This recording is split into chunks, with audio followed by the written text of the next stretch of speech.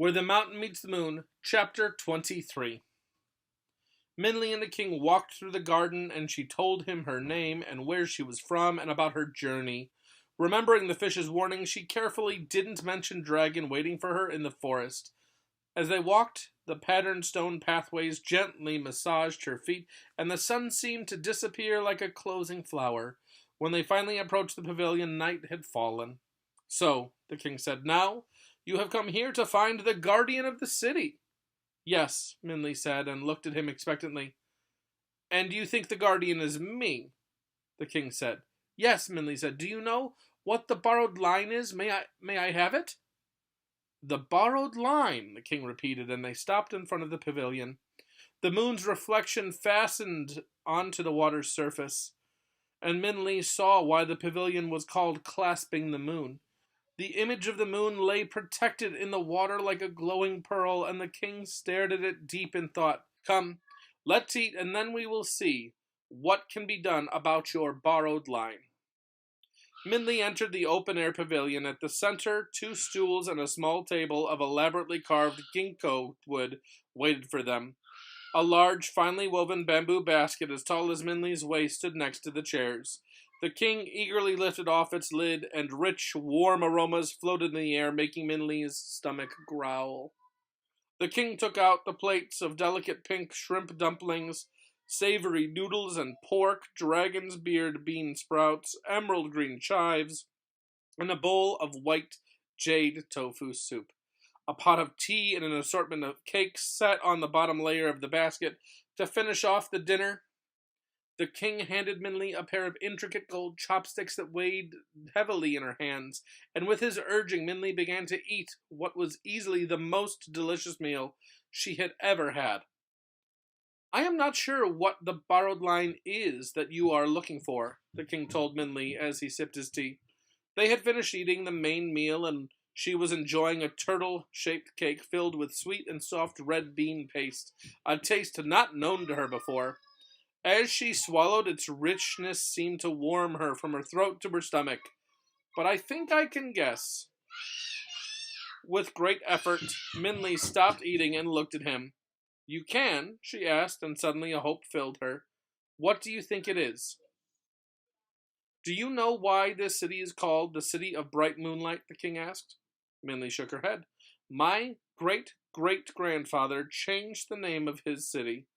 It used to be called the City of the Far Remote. But after he came to power, he changed it to the City of Bright Moonlight," the king said. "Most people thought it was because he had a poetic heart, but it was more than that." "Have you heard the story of the magistrate who tried to outwit the old man of the moon?" Minli nodded. "He tried to kill his son's destined wife, but they ended up together anyway." "Ah, you know the story," the king smiled. "That magistrate was my great-great-grandfather's father, and this city is the city that his son became king of through the marriage." "So the story is real?" Minli said. "Well, it is a story that has been passed through my family for generations," the king said, "but there's more to it than most have ever heard." The unknown part of the story of the Old Man of the Moon. After the Old Man of the Moon told the magistrate that his son would marry the daughter of a grocer, Magistrate Tiger flew into a rage. With both hands he grabbed a page and tore it from the book. But before he could rip the page in two, the old man's eyes stared into his, and the light of the moon seemed to blind the magistrate still. As the silence hung in the air, Magistrate Tiger's anger turned to fear.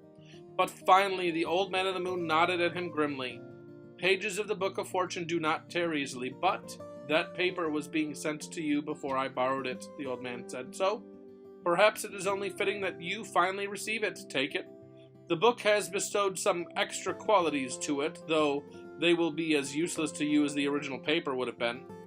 And without another word, the Old Man of the Moon stood up and walked away up the mountain. The magistrate could do nothing but stare, clutching the ripped paper in dumbfounded silence. "He tore a page out of the Book of Fortune?" Minli said.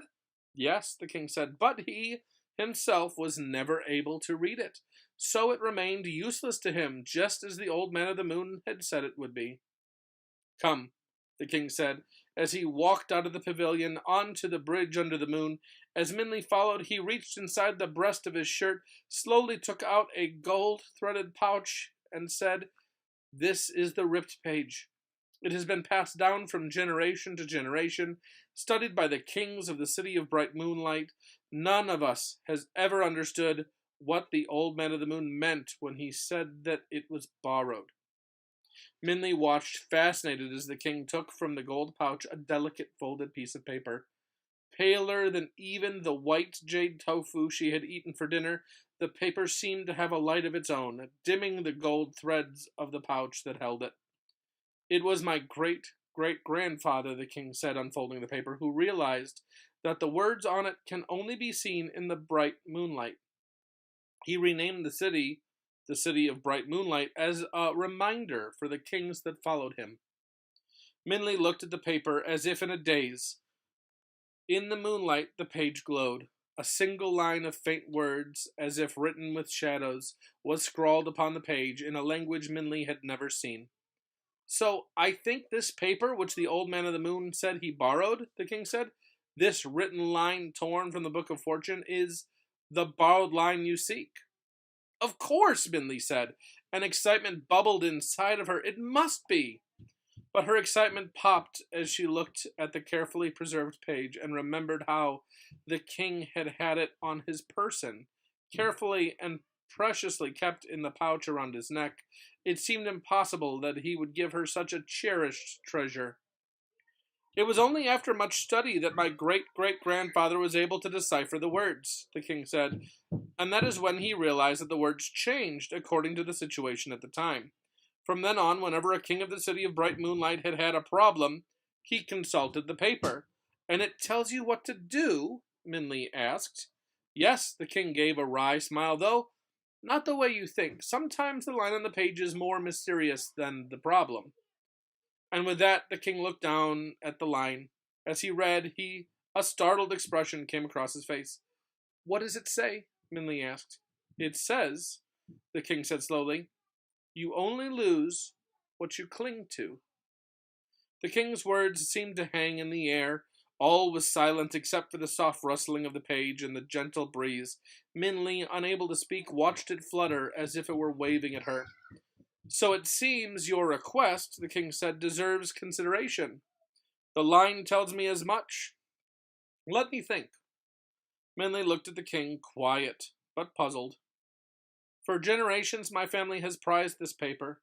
We have honored it for its spiritual power and authority. It has been passed on and studied and cherished and revered. It has been valued above gold or jade," the king said slowly. "But what is it, really?" Minley shook her head, unsure if she should respond. "It is actually," the king said, "simply proof of my ancestor's rudeness, his unprincipled anger and ruthless greed. Yet, we've disregarded that. Instead, we guard and protect this written line so dearly that the rulers of the city of bright moonlight carry it at all times, not daring to let it out of their possession." The moon seemed to tremble as ripples spread over its reflection caught in the water. The king continued again, speaking more to himself than to Minley. "We have clung to it, always afraid of losing it," the king said, "but if I choose to release it, there is no loss." Minley felt her breath freeze in her chest. She knew the king's mind was in a delicate balance. If he refused to give her the line now, she knew she would never get it. "And perhaps it was never meant for us to cling to. No matter whom the paper originally belonged to, this is a page from the Book of Fortune, a book that no one owns," the king said. "So perhaps it is time for the paper to return to the book." A wind skimmed the water, and Minley could see her anxious face, as pale and as white as the moon, reflected in it. "You only lose what you cling to," the king repeated to himself. He glanced again at the paper and then looked at Minley. A serene expression settled on his face, and then he quietly smiled and said, "So, by choosing to give you the line, I do not lose it." And with those words, he placed the paper in Minley's trembling hands. That's the end of chapter 23.